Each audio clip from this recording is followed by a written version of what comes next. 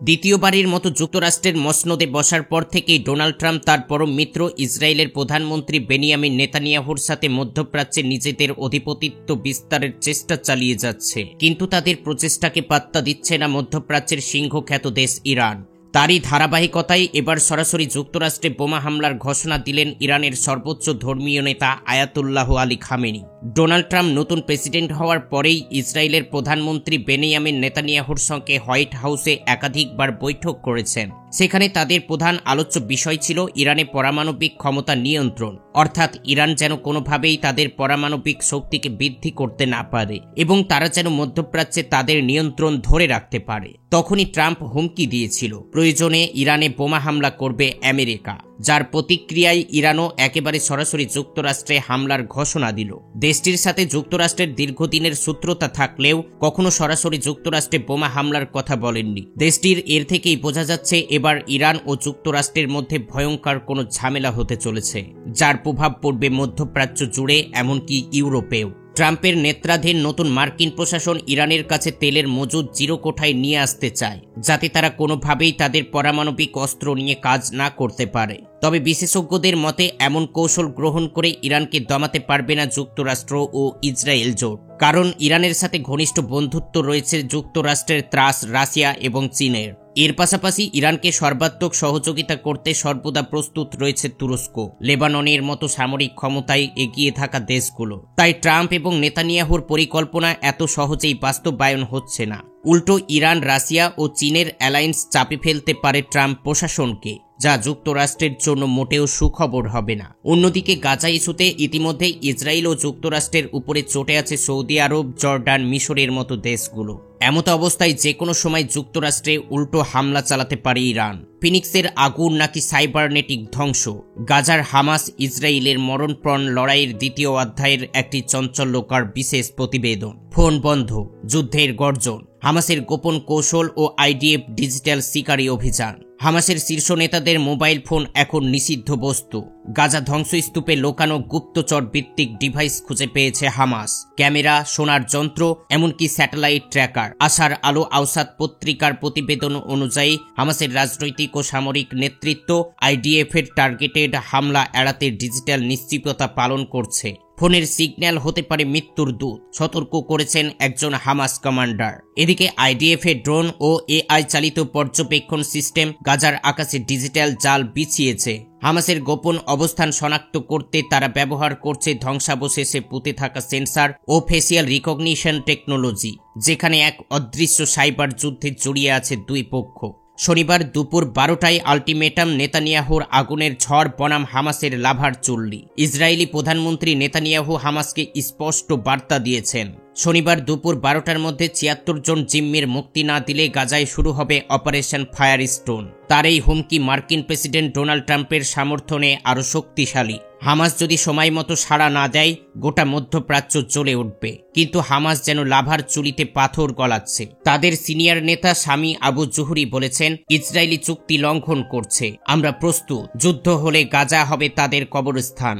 হামাসের নতুন কৌশল ভূগর্ভস্থ টানেল নেটওয়ার্ক, এর মাধ্যমে গেরিলা হামলা চালানো এবং ইসরায়েলি ড্রোন প্রতিরোধী ইলেকট্রোম্যাগনেটিক ঢাল ব্যবহার। মানবিক সংকট এবং যুদ্ধের যন্ত্র।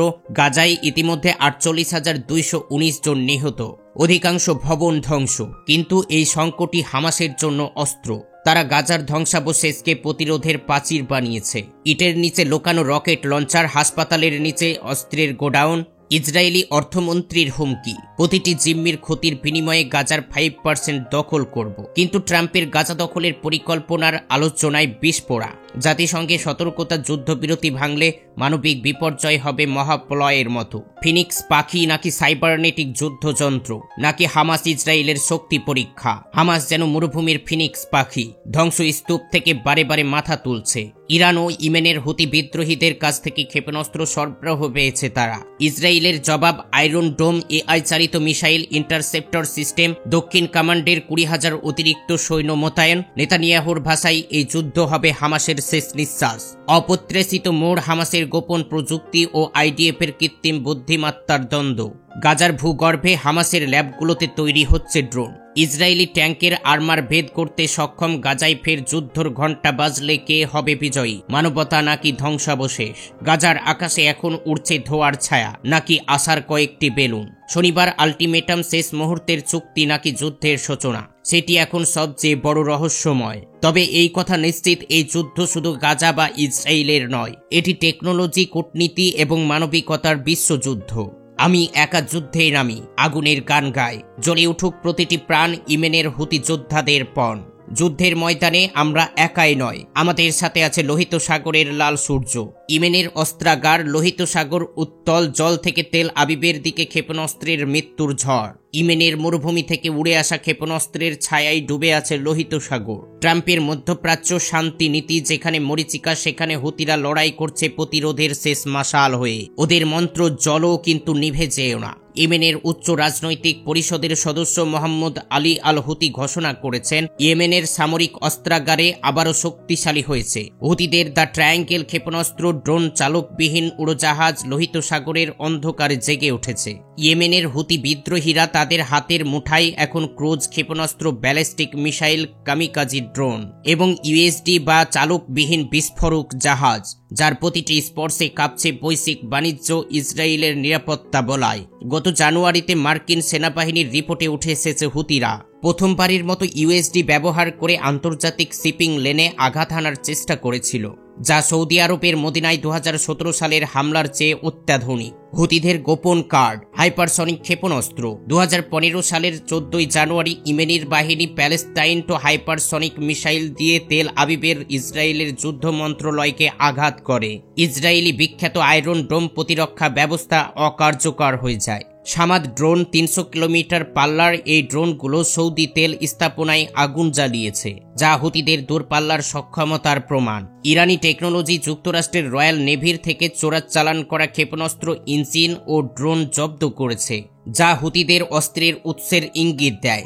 গাজাকে ঘিরে বিশ্বযুদ্ধের ডামাডোল। ট্রাম্পের পরিকল্পনাকে একটি রসিকতা। ইয়েমেনের আনসার আল্লাহ নেতা আব্দুল মালিক আল ফকির কণ্ঠে ধ্বনিত এই বিদ্রোহ। ট্রাম্পের গাজাকে মধ্যপ্রাচ্যের ভাড়া বাড়ানোর ষড়যন্ত্রের জবাবে হুতিরা শপথ নিয়েছে, আগে বা পরের যে কোনো অগ্রাসনের মোকাবিলায় আমরা ইসরায়েল ও মার্কিন জুটিকে ধূলিসাৎ করব। 2024 সালের জানুয়ারিতে যুক্তরাষ্ট্র ও যুক্তরাজ্যের যৌথ বাহিনী ইয়েমেনের হুতি লক্ষ্যবস্তুতে বোমা বর্ষণ করে, কিন্তু ফল হুতিরা আরও শক্তিশালী। তাদের অস্ত্র গুদাম ধ্বংস হলেও ইরানের সহায়তায় তারা ক্ষেপণাস্ত্র উৎপাদন চালিয়ে যাচ্ছে। মোহাম্মদ আলী আল হুতি যুক্তরাষ্ট্রকে হুমকি দিয়ে বলেছেন, ইয়েমেনি বাহিনীর কাছ থেকে তারা এমন কিছু দেখবে যা তারা আগে কখনো দেখেনি। ইন্টেলিজেন্স ফাঁকি। হামাস বা হিজবুল্লাহর বিপরীতে নেতৃত্ব, সরকারের গোপনীয়তা পশ্চিম গোয়েন্দাদের জন্য চ্যালেঞ্জ। ট্রাম্পের ফিলিস্তিনি উচ্ছেদের পরিকল্পনাকে হুতিরা দেখছে ইসরায়েল সম্প্রসারণবাদের অংশ হিসেবে। আল হুসিয়ারি, আরব নেতারা যদি ট্রাম্পের ফাঁদে পা দেয়, মধ্যপ্রাচ্য জ্বলে উঠবে। ইরানের প্রতিরোধ অক্ষ এখন দুর্বল, কিন্তু হুতিরা ইরানের শেষ শক্ত ঘাঁটি। গাজায় ফের যুদ্ধ শুরু হলে ক্ষতি, ইসরায়েলের দৈনিক 10টিরও বেশি ক্ষেপণাস্ত্র হামলা চালাতে পারে, কিন্তু 2015 সালের চেয়ে এখন হুতিরা অনেক বেশি শক্তিশালী।